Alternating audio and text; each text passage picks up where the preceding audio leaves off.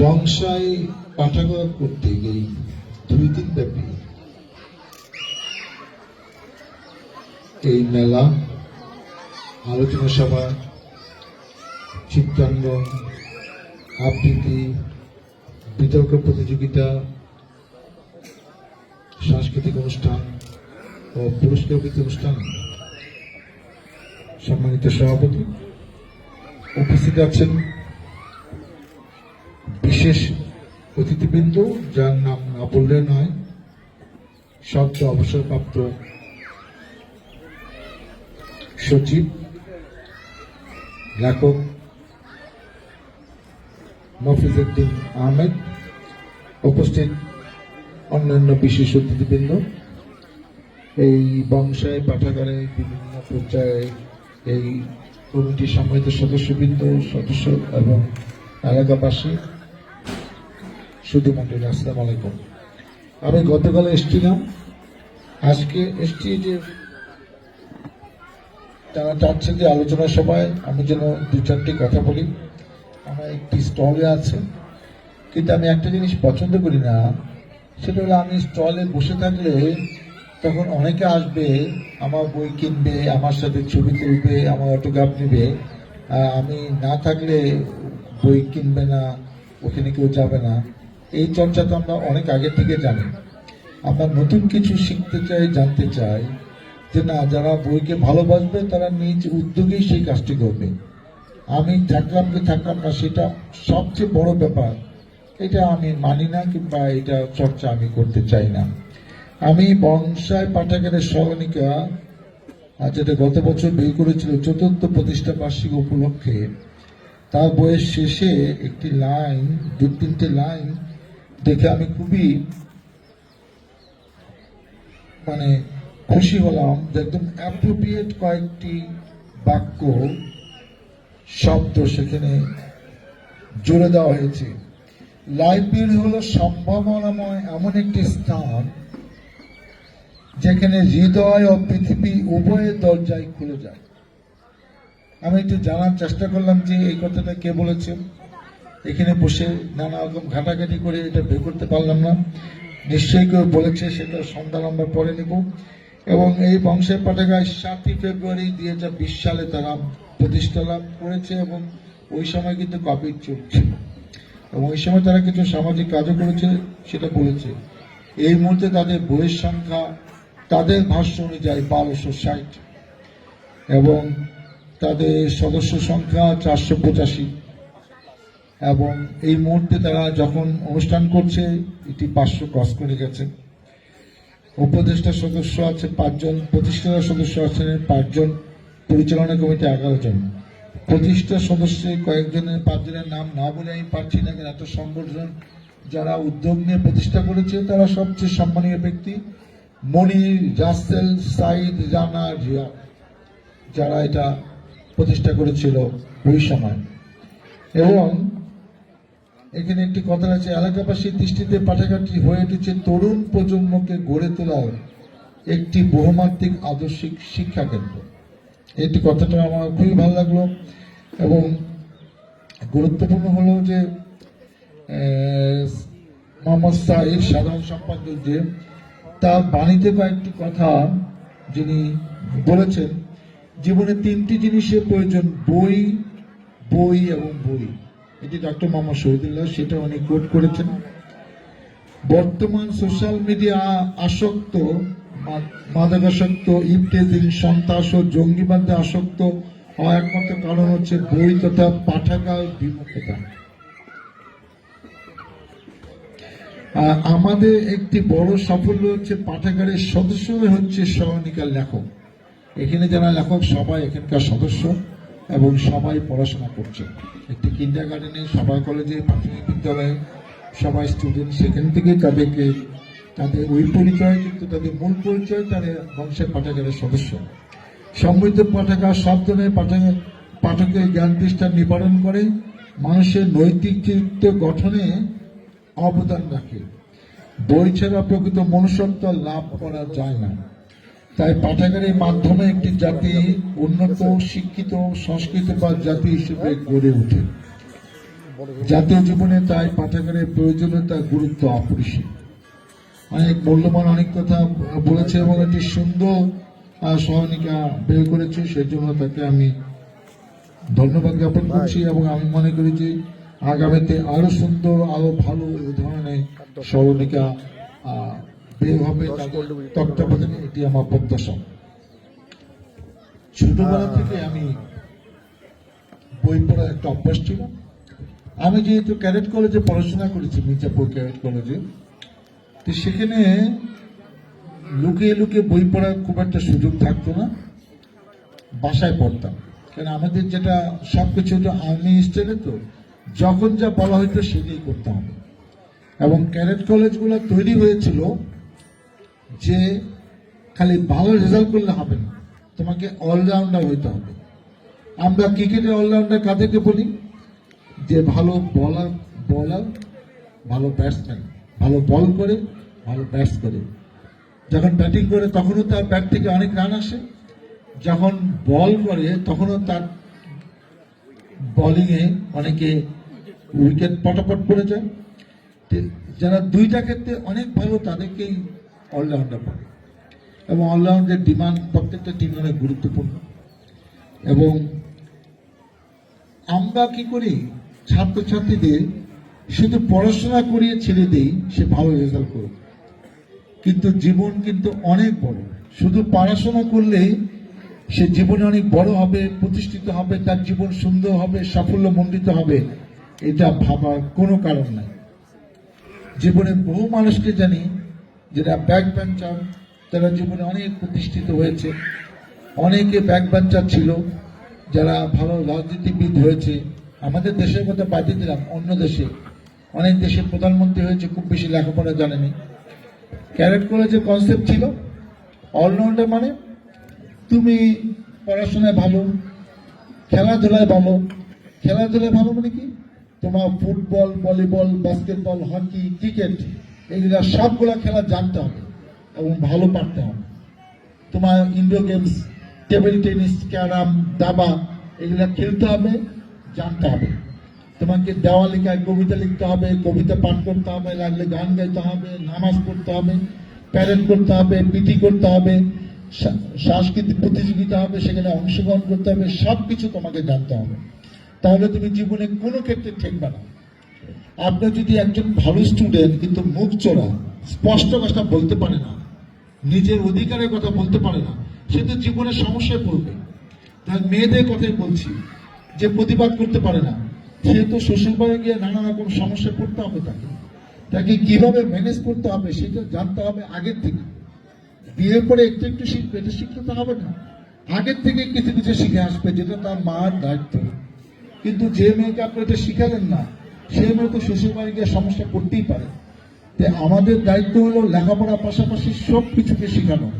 বাস্তবতা হলো আজকে প্রতিভা বিকাশে একটা বয়স আছে।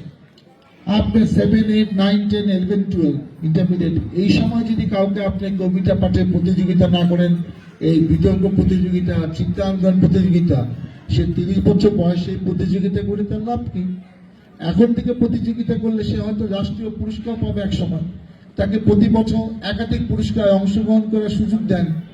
আমরা শিক্ষা প্রতিষ্ঠান করে না। আজকে আমি ধন্যবাদ জানাই যে বংশের পাঠাগার, যেটা স্কুল কলেজে করার কথা, সেই কাজ বংশের পাঠাগার করছে। এবং আমি মনে করি যে আমাদের সকলে যদি যার যার অবস্থান থেকে বংশাই পাঠাগারের পাশে থাকি, সাথে থাকি, তাদের প্রত্যেকটা অনুষ্ঠানে আমরা সম্পৃক্ত থাকি, তাহলে এই পাঠাগার উদ্যোগে এই এলাকায় অনেক সামাজিক কাজ হবে। এবং যেটা সবচেয়ে গুরুত্বপূর্ণ বলে আমি মনে করি, এই ইয়াং ছাত্রছাত্রীদের ডেভেলপ করার ক্ষেত্রে, প্রতিভা বিকাশের ক্ষেত্রে বংশাই পাঠাগার অত্যন্ত গুরুত্বপূর্ণ ভূমিকা পালন করবে। আমি তাদেরকে যে কথাটা বলতে চাই, আমি চাই যে খালি এই প্রতিষ্ঠা বার্ষিক উপলক্ষে না, বংশাই পাঠাগার উদ্যোগে ক্যাডেট কলেজের 52 সপ্তাহে 74টা প্রতিযোগিতা, 72 আমরা যখন জানুয়ারি মাসে ঢুকতাম, আমাকে পুরা শীট দিয়ে দিত যে সারা বছর এই তারিখে এই কম্পিটিশন হবে। দেশ ধ্বংস হয়ে যেতে পারে, ক্যাডেট কলেজের ডেটে কোনো চেঞ্জ হবে না, আর্মিতে যে শিডিউল থাকে সেগুলো কোনো চেঞ্জ হয় না। একটা দিন এদিক সেদিক হয় না। আমি 6 বছরে ক্লাস 7 থেকে ক্লাস 12 পর্যন্ত 80 সালে ইন্টারমিডিয়েট পাশ করে বেরিয়েছি, কোনো ডেট কোনোদিন চেঞ্জ হয় না। যত দুর্ঘটনায় ঘটুক ক্যাডেট কলেজের প্রোগ্রামের মতো চলেছে। আমি বলতে চাই তারা আরো অনেক প্রতিযোগিতা, যেমন রচনা প্রতিযোগিতা হতে পারে, সেই প্রতিযোগিতা অনলাইনে হতে পারে। আপনাদের একজন দায়িত্ব হবে, সে ইমেলে পাঠিয়ে দেবে, কিংবা সে ওই শীট ফটোকপি করে এনে দিয়ে দেবে যে এটা আমার রচনা। তো বিভিন্ন রকম প্রতিযোগিতা করলে হবে, এলাকার স্টুডেন্টদের যেরকম আগ্রহী হবে, বাবা মাও কিন্তু আগ্রহী হবে যে এটা একটা ভালো সংগঠন, এর মাধ্যমে ভালো প্রতিযোগিতা হচ্ছে এবং তাদেরকে মূল্যায়ন করা হচ্ছে পুরস্কারের মাধ্যমে। আমি শুধু এটুকু করতে পারি যে তোমাদের যত রকম প্রতিযোগিতা হয় তোমরা আয়োজন করো, আমি এবং আমার দলের নেতৃবৃন্দরা সমস্ত প্রতিযোগিতার পুরস্কারে যা যা লাগবে অর্থ সেটা আমরা ব্যবস্থা করে দেব। একটা দুইটা তিনটা প্রতিযোগিতা হলে হবে না, সারা বছর 20 রকম প্রতিযোগিতা হবে, সব তোমরা ব্যবস্থা করো এলাকার উদ্যোগে, এবং এটা ওপেন থাকতে হবে। কিছু প্রতিযোগিতা হল এখানে যারা সদস্য তাদের জন্য হতে পারে, বাকি প্রতিযোগিতা ওপেন থাকবে। কলেজ লেভেলে একটা, 9-10-এ একটা, প্রাইমারি সেকশন একটা হোক, কোনো সমস্যা নেই। পুরস্কার এটা টাকার মান কত সেটা না, কিন্তু আমরা যখন দিব তুমি ভাইবো না এটা খুবই একটা জানতানে পুরস্কার দেবে, এটা ভাবার কোনো কারণ নাই। তাহলে হবে কি এই বংশের পাঠাগারের প্রতি সবার আগ্রহ বাড়বে। আর আরেকটা কথা আমি বলতে চাই, তাদেরকে আমি ইতিমধ্যে বলেছি যে তোমরা আমাকে 100 বইয়ের তালিকা দাও। তোমরা তোমাদের সদস্যদের সাথে আলাপ করে বলো যে এই 100 বই আপনি যেটা আমাদেরকে উপহার দিবেন, এই বইয়ের তালিকা এইটা। আমি তোমাদের লিস্ট দিয়ে আমার লোক দিয়ে সেই বই কিনে আনা তোমাদের দিব, কারণ তোমাদের পছন্দ অপছন্দের ইম্পর্টেন্ট। আর আমি আমার নিজের থেকে আরো 200 বই দিব, কারণ তোমাদের 1200 আছে, আমার পছন্দ থাকতে পারে, সেটা তোমাদের থেকে ভালো না মন্দ সেটা দরকার নাই। আমি যেগুলো মনে করবো যে এই বইগুলা মানে কিনা দরকার, এবং আমি 100 বই অন্তত দিব মোটিভেশনাল, যে বই পড়ে তুমি কিভাবে বক্তৃতা দিবা, কিভাবে নিজেকে ডেভেলপ করবা, কিভাবে তুমি সমাজে প্রতিষ্ঠিত হবা, সেই সব বিখ্যাত ব্যক্তিরা যে বইগুলা ইংলিশে লিখেছে সেই বইয়ে বাংলা অনুবাদ, সেটা তোমাদের ইয়াং জেনারেশন পড়লে অনেক কাজে লাগবে। আমার এই বয়সে কতটুকু কাজে লাগবে আমি জানি না, কিন্তু যাদের বয়স 14, 15, 16, 17, 18, 19, 20, 21, 22, 23, 24 এদের অনেক কাজে লাগবে। মোটিভেশনাল বই যেটা পড়ে অনেকে বিখ্যাত হয়েছে, একটা বিখ্যাত মানুষ কিভাবে তার জীবনে আজকে এই পর্যায়ে আসলো, তাদের জীবনের গল্প, জীবনের কথা, তাদের অভিজ্ঞতার কথা যেসব বইতে আছে সেই সব বই, এবং আরো কিছু মিলিয়ে তোমাদের পছন্দ মতো 100, আর তোমাদের পছন্দ আমার পছন্দ মতো 200 বই। এই সব বই আমি এই মাসের মধ্যে দিতে চাই, তোমরা আমাকে সহযোগিতা করো, আমরা এই কাজটা করতে চাই। এবং আমি যে কথা বললাম, আমি মনে করি যে তোমরা যারা আছো শিক্ষিত মানুষ, গুণ মানসিকতা, তোমরা এগিয়ে আসতে আরো অনেক লোককে সম্পৃক্তি করতে পারবা। আমার 500 মেম্বার ইম্পর্টেন্ট না, আমি এমন কিছু মেম্বার পাই যারা ভবিষ্যতে অ্যাসেট হবে, এই এলাকা রাষ্ট্রীয় অ্যাসেট, এবং তাদেরকে আমরা সেইভাবে গড়ে তুলতে চাই, তৈরি করতে চাই। পরিশেষে শুধু আমি এটি বললে অনেক কথা বলার ছিল, বেশি বললে আমি সবাইকে কম বলতে বলি, কিন্তু আমি নিজে হয়তো বেশি বলে ফেলি। কিন্তু আমি যেটা চাই সেটা হলো বই পড়ার অভ্যাস করতে হবে। আমাকে একজন বিশিষ্ট ব্যক্তি বলছেন যে ভালো লিখতে হইলে অনেক বই পড়তে হয়, অনেক কিছু জানতে হয়। আপনি আন্দাকুন্দা লিখে দেবেন না, সেই লেখা সবাই বলে বাহবা দেবে, এটা ভাবার কোনো কারণ নেই। আপনার অনেক কিছু জানা থাকলে, অনেক অভিজ্ঞতা থাকলে আপনি ভালো কিছু লিখতে পারবেন, যেটা অন্যরা পড়ে মজা পাবে, তাদের কাজে লাগবে। আমার এখানে আত্মজীবনী বই আছে, এক জীবনে আমি। আমার এখানে বাবাকে নিয়ে, আমার বাবা যা আদর্শ নীতি নিয়ে আমি চলছি, 45 বছর চেয়ারম্যান ছিলেন, এমপি ছিলেন, দেওয়ান ইদ্রিস, তো ওনাকে নিয়ে একটা বই আছে, বাবার ছায়া বেড়ে ওঠা। আমার জেলে ছিলাম 3 বার এই সরকারের সময়, তো সেখানে 3টা বই আছে। আমার জেল আমার ঘর প্রথম বই, প্রথমবার জেলখানে গিয়ে লিখেছি। দ্বিতীয়বার জেল জীবনের কথা, তৃতীয়বার আলো আধারে জেলখানা। আবার 3টা বইকে একসাথে জেলখানা ভিতর বাইরে, অনেক সময় আছে না জেল সমগ্র, ওই নামটা না দিয়ে ওই 3টে বই আবার একসাথে একটা বইতে আছে, জেলখানা ভিতর বাইরে। আবার একটা বই আমি শখ করে আমেরিকায় গিয়েছিলাম, অনেকে বলে আঙ্কেল এই বইটা কি ইংলিশ আছে, সে বাংলা বই খুব একটা পড়তে পারে না, তো ওই জন্য যে কিছু লোককে অনেক সময় কোনো এমবিসিতে বই দিতে হয়, সেখানে আবার মানে ওই জেল মাই হোম প্রথম বইটা ইংলিশ অনুবাদ সেটা করেছি।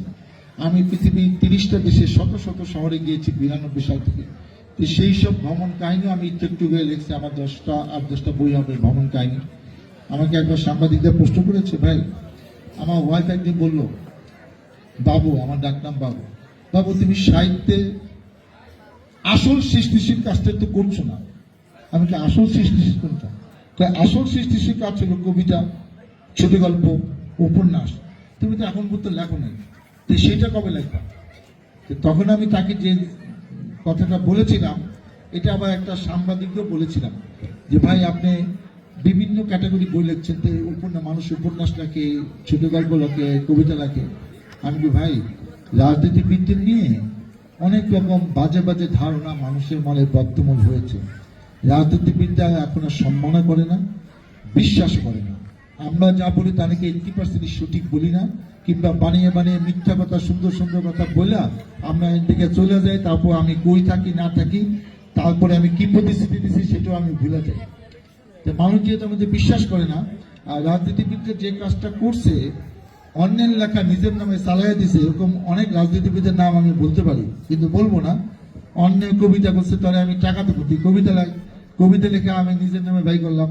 আরেকজনে বললো তুই ছোট গল্প লেখ, 20টা আমি বই ব্যয় করুন, তাহলে আমি 50,000 টাকা দিলাম। আরেকজনে বললাম তুই উপন্যাস লেখ, আমার নামে চালাইয়া দিল। উপন্যাস, ছোট গল্প, কবিতা চালানো যায়। আমি যেগুলো লিখেছি এগুলা কিন্তু চালানো যাবে না, কিন্তু সবকিছুর মধ্যে আমি আছি। আমার আত্মজীবনী, বাবার জীবনী, মানে জেলের কাহিনী, ভ্রমণ কাহিনী, সবকিছুর মধ্যে আমি আছি, ছবিও আছে। তো এগুলা তো আমি চালাকি করে অন্যের নামে চালাতে পারবো না। যখন মানুষ বিশ্বাস করবে যে না, ডাক্তার সালাউদ্দিন একটা ছোটখাটো লেখক, সে লেখালেখি করে, এটা যখন অনেক মানুষ জানবে, তখন আমি উপন্যাস, ছোট গল্প, কবিতা লিখবো। আর কবিতা নিয়ে একটা ছোট গল্প আছে, সেটা আমি সবার উদ্দেশ্যে নিবেদন করি। ক্যারেট কলেজে হঠাৎ করে আমার কবি হওয়ার স্বাদ হইল। হ্যাঁ, আমি বাংলা একাডেমিতে ছুটির দিনে যেতাম, সকালে কবিতা শুনতাম। তো ওখান থেকে উদ্বুদ্ধ হয়ে আমি পৃষ্ঠার পর পৃষ্ঠা কবিতা লিখে ভরে ফেললাম। তো ক্যাডেট কলেজে হলো class teacher, house teacher, adjutant, principal, সবার কমেন্টার। তো আমার রেজাল্ট যখন খারাপ হলো, তখন ওই স্যাররা কমেন্ট করছে যে আপনার সন্তান ওই রেজাল্টের সাথে রিপোর্টে যায়, কোন কোন স্যার কি কমেন্ট করলো, আপনার ছেলে ইদানিং কবি হওয়ার শখ হয়েছে এবং উনি পড়াশোনায় একদমই মনোযোগী না। আমরা আমাদের জায়গা থেকে ওনাকে বোঝানোর চেষ্টা করছি এবং যা যা করা করছি, আপনিও ব্যাপারটা একটু ভালোভাবে টেক কেয়ার করেন। তা আব্বা ভালোভাবে টেক কেয়ারই করছেন। আমার কবিতা খাতা নিয়ে সব পুড়িয়ে ফেললেন এবং আমাকে ইচ্ছা মতো উত্তম মধ্যম দিলেন। কিভাবে দিছে সেই গল্প আর তোমাদের বাচ্চাদের সামনে বলতে চাই না। তো তারপরে থেকে আমার কবিতা পাঠ, লেখা সবকিছু আমার মোটামুটি জবনিকে পাঠ। আর কবিতা নিয়ে আমি কোনো করি না। কবিতা বই পড়তে গেলে আমার তখন ওইটার কথা মনে পড়ে যে আব্বা যে কি মাইকটা দিছিল। এখন মনে করি যে মাইকটা না দিলে আমি হয়তো ছোটখাটো একটা কবিতা হইতাম, কিন্তু আমি ডাক্তার সালাউদ্দিন হইতাম না। আমি মেডিকেলে পড়ে আর ডাক্তার হইতাম না, বিসিএস পাশ করে একজন মেডিকেল অফিসার হইতাম না, আমি সংসদ সদস্য সবারে হইতাম না, আমি লেখক হইতাম না। আব্বা মাইকটা তো কাজে লাগছে, এটা তো আমি এখন বুঝি। কবিতা না লিখলেও একজনের কবিতা পড়তে খুব ইচ্ছা করছে, আমি কবিতা আবৃত্তি না বলে কবিতা পাঠ করছি, এটা আমি বললাম। হ্যাঁ, তরুণদের শরীরে রক্ত নাই। মোহাম্মদ মনির ইসলাম মনির, সভাপতি বংশের পাঠাগা, ইমানদীপুর, সাভার, ঢাকা। সে দুঃখ, কষ্ট, আবেগ নিয়ে তরুণদের উদ্দেশ্যে লিখছে, যেটা আমরা অনেকে অনেকভাবে নিই, কিন্তু তার আবেগ অনুভূতিটাই আমি এই কবিতায় দেখতে পাচ্ছি। কেউ ভুল বোঝার দরকার নেই, আমি পড়ে শোনাচ্ছি। তরুণদের শরীরে রক্ত নাই, ভেজাল খাইতে খাইতে রক্ত ঠান্ডা হয়ে গেছে। তরুণদের চোখও নাই, অশ্লীলতা দেখতে দেখতে চোখে ছানি পড়েছে। তরুণরা কানে শুনে না, বিকৃত বেহায়াপনা শব্দের গান শুনতে শুনতে কানে ময়লা জমেছে। তরুণদের হৃদয় আছে, কিন্তু হৃদয়ে খোরাক নাই, তাই তরুণরা আজ মরে গেছে। তরুণরাই পারে পৃথিবী পাল্টাতে, ইতিহাস সাক্ষী। ধর্ষণ, ভোট অধিকার হরণ, চালক নামে ঘাতক, গুম, খুনের মতো অপরাধীরা সব তরুণদের পদতলে। আজকের তরুণরা 100 বছরে বিদ্যার চাইতেও অক্ষম। সবাইকে ধন্যবাদ। আপনারা ভালো থাকেন, সুস্থ থাকেন। বংশাই পাঠাগারের ব্যাপারে আমি অনেক আশাবাদী, তরুণদের ব্যাপারে আমি অনেক আশাবাদী। রাগ, দুঃখ, কষ্ট থাকবেই, কিন্তু এই তরুণরাই দেশের জন্য কি করেছে 5 তারিখে আমরা দেখেছি। অতএব আরো অনেক কিছুই আমরা যেটা পারি নাই তরুণরা করবে, এতে কোনো সন্দেহ নাই। আপনারা ভালো থাকুন, সুস্থ থাকুন। আল্লাহ হাফেজ।